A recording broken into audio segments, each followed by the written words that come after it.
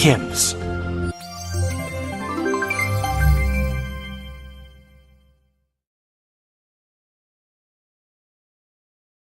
Hi, my name is Paul, and today we're going to discuss the control devices and the control panels and the connections in the back of the eBots for our eBot family. And just to give you a quick overview, this is our eBot Basic, and it has all of the controls up on the front. All three units have the same connections in the back, but I'm going to move on to the Advanced and show you that unit in particular.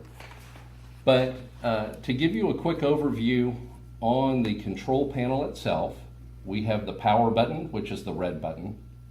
We have our color change mode buttons that are blue, and you either hit the left or the right.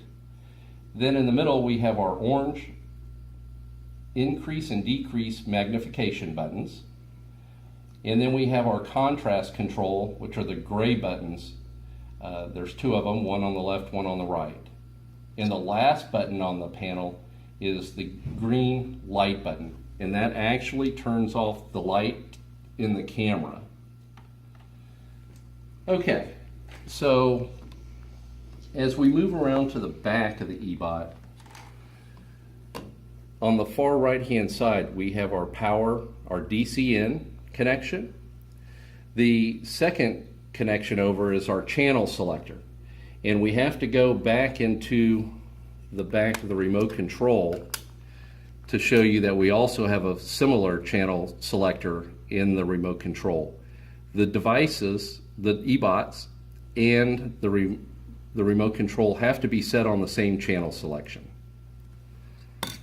The next port that we have is our DC out connection, and then we have our HDMI and our USB connection.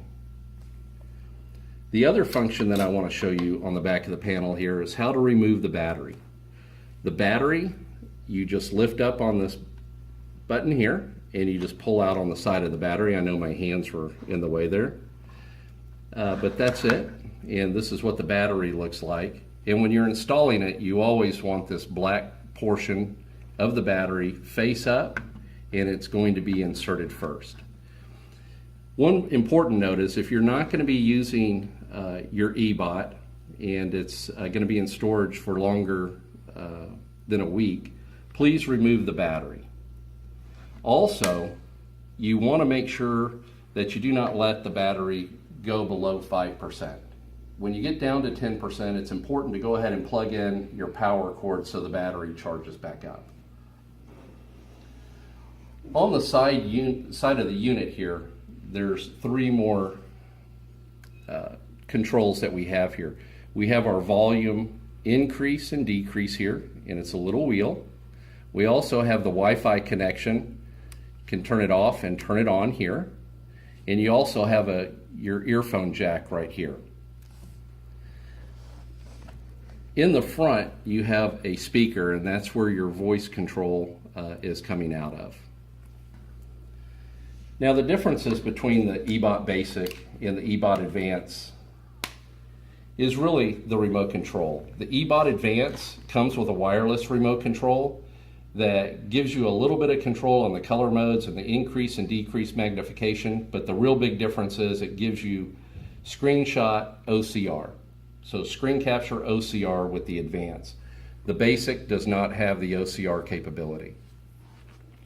When we move over to the Pro, we have all the same connections on the device, but we do have one additional SD card slot in the front of the device where you're going to put your card, and that is to save any text documents or images that you want to save. And the real difference on the remote control here is that you do have a joystick that allows you to move around in the page wirelessly. Also, the Pro comes with a motorized camera, as the Advanced and the Basic are hand controlled. And that's the differences of our eBot family control and wireless remotes. Thank you very much.